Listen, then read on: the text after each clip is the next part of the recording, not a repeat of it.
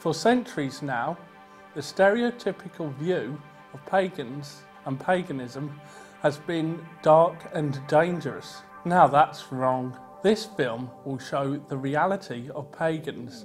Do they have a full life? Do they have a sense of humour? Of course they do, but the only way to be sure is to talk to one. This is Lorna. Well, I was brought up atheist and I'm still quite secular in my outlook. So I'm a very big fan of the separation of religion and politics and morality and all that kind of thing. I just thought that, I just had this feeling that there was something out there, and I read a bunch of books on Wicca in my early teens and went through a horrendously fluffy phase, as a lot of people do, and then figured out that that wasn't really for me either, because I just felt silly doing these very formal ceremonies and I didn't really believe it.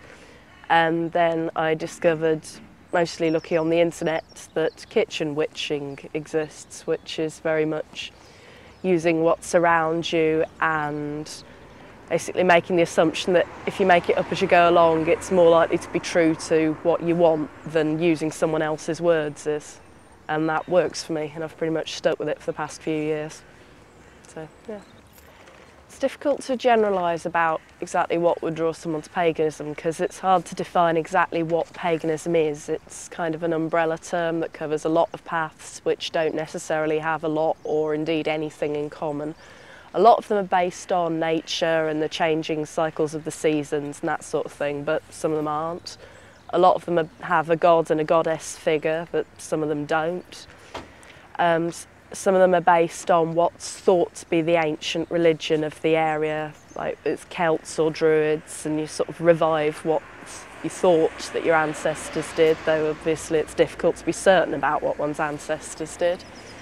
So what draws people to paganism is probably the same as draws anyone to any religion. It's just an idea that it's true and it works for you, and a feeling that there is something out there and you think you know what that something is. Lorna isn't alone in this.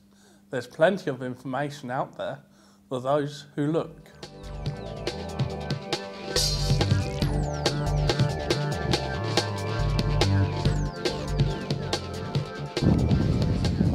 The Pagan Association is basically, it's a Midlands organisation which coordinates a bunch of moots and I think conferences.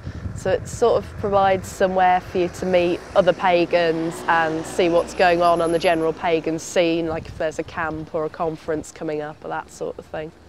So yeah, it just kind of provides an organisation which doesn't tell you what to do, but gives you somewhere where you can meet other people who have similar beliefs to you and discuss it with them.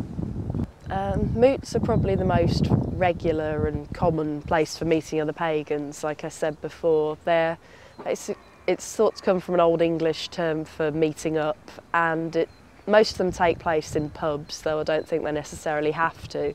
And they're semi-frequent meetings. The one I go to is about every other week, where you meet other pagans. There might be a more formal talk, or you might just be chatting amongst yourselves, or there might be a workshop, something like that. But you just meet up with other pagans in a pub and talk about pagan things. Some moots have pay as you enter, some of them are free, others have an informal donation box system where if you've got some money and you feel like giving it, it will be much appreciated.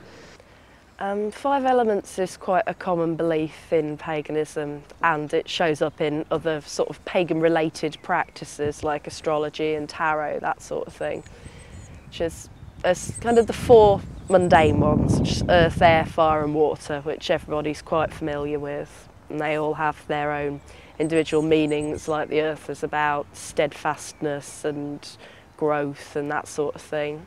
Air is kind of about intuition and inspiration and thinking, all that kind of thing. Water is more about emotions and feelings, and fire is about kind of creation and destruction. At least that's how I see it. Other pagans might have different views on it. And then there's the 5th one, which is the spirit, which kind of ties them all together and is less mundane and physical. So what about magic? Can you turn this into this? Well, I've never seen the impressive special effects happen, and obviously your average pagan does not really look like either the ladies on Hocus Pocus or Willow and Tara on Buffy. Unfortunately, wouldn't mind Willow's figure, but there you go.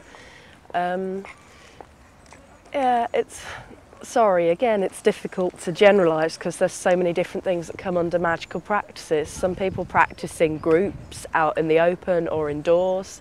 Some people practice on their own. Some people will have a lot of equipment, like their own altar set up in their house with objects symbolising the various aspects of their faith. Some people will just use what's around them at any given time as and when they need it.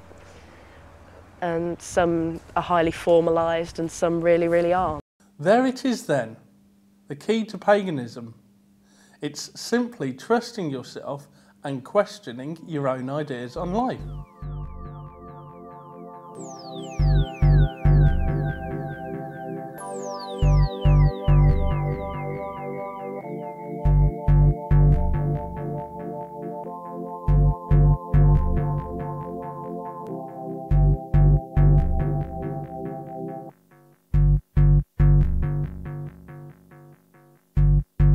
Blessed be.